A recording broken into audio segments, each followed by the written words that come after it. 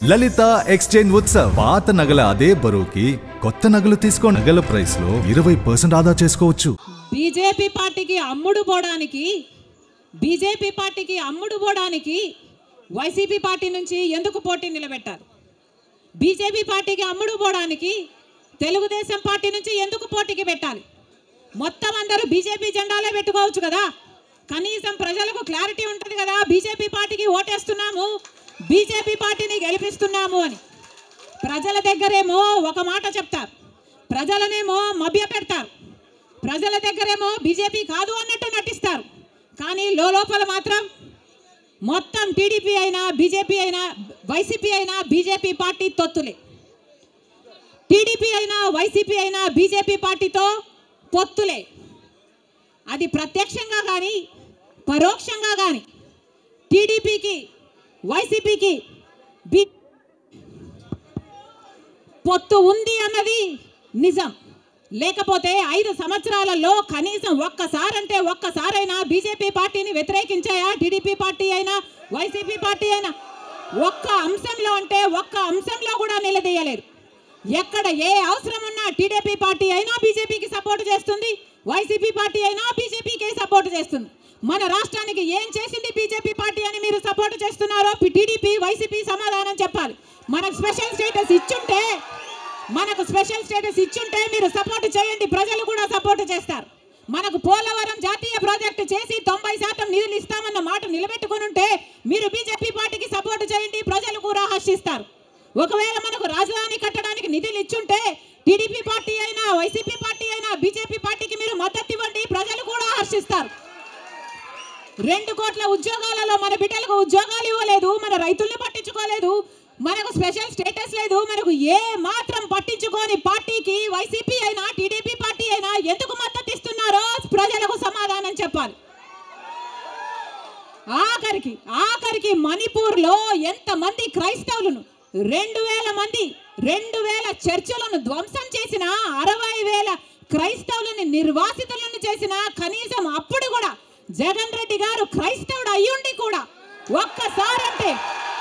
ఒక్కసారి కూడా మణిపూర్ ఘటన మీదే మాట్లాడలేదు. మరి క్రైస్తవుల కడుపు మండిపోదా? క్రైస్తవులకు మనసు లేదా? క్రైస్తవులు మనుషులు కారా?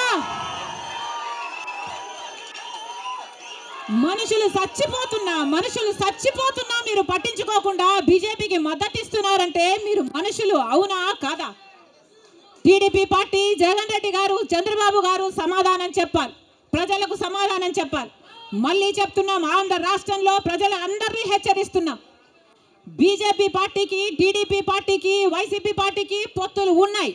అవి మన కంటికి కనిపించినా కనిపించకపోయినా పొత్తులు ఉన్నాయి.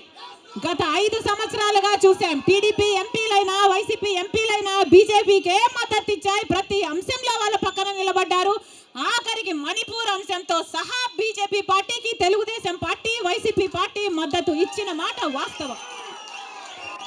మళ్ళీ ఆంధ్ర రాష్ట్ర ప్రజలు వైసీపీకి ఓటేసినా అది బీజేపీకే పడుతుంది, మళ్ళీ ఆంధ్ర రాష్ట్రంలో టీడీపీకి ఓటేసినా అది మళ్ళీ బీజేపీకే పడుతుంది.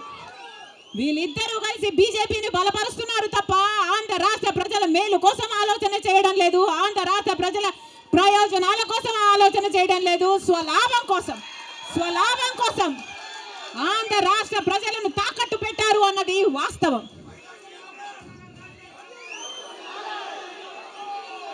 మళ్ళీ చెప్తున్నాం, రాజశేఖర్ రెడ్డి గారు బీజేపీ పార్టీకి వ్యతిరేకి. రాజశేఖర్ రెడ్డి గారు బీజేపీ పార్టీకి ముమ్మాటికి వ్యతిరేకి. ఎందుకంటే బీజేపీ పార్టీ ఒక మతతత్వ పార్టీ కాబట్టి. ఒక మతాన్ని రెచ్చగొడతారు, ఇంకో మతాన్ని అవమానిస్తారు. ఇదే బీజేపీ పార్టీకి తెలిసిన రాజకీయం.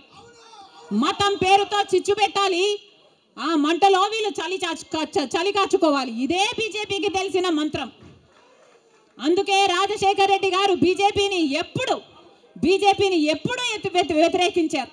రాజశేఖర్ రెడ్డి గారు ఆశయాలు ఒక్క కాంగ్రెస్ పార్టీలోనే నెరవేరాయి తప్ప ఇక ఏ ఇతర పార్టీలోనూ కాదు. రాజశేఖర్ రెడ్డి గారి మూలాలు కాంగ్రెస్ పార్టీయే, రాజశేఖర్ రెడ్డి గారి ఊపిరి కూడా కాంగ్రెస్ పార్టీయే. మళ్ళీ చెప్తున్నాం రాజశేఖర రెడ్డి గారిని ప్రేమించే నాయకులైన, రాజశేఖర రెడ్డి గారిని ప్రేమించే ప్రజలైన రాజశేఖర రెడ్డి గారి ఆశయాల కోసం నిలబడదాం. బీజేపీ పార్టీ కోసం కాదు, బీజేపీ పార్టీకి తొత్తుల్లాగా పనిచేసే పార్టీల కోసం కాదు. మళ్ళీ చెప్తున్నాం రాజశేఖర రెడ్డి గారిని అభిమానించే నాయకులైన, ప్రజలైనా రండి, రాజశేఖర రెడ్డి బిడ్డతో చేతులు కలపండి. ఆంధ్ర రాష్ట్రంలో మళ్ళీ రాజశేఖర రెడ్డి గారి ఆశయాలను సిద్ధింపచేద్దాం. నేను రెడీ. మీరు రెడీయా?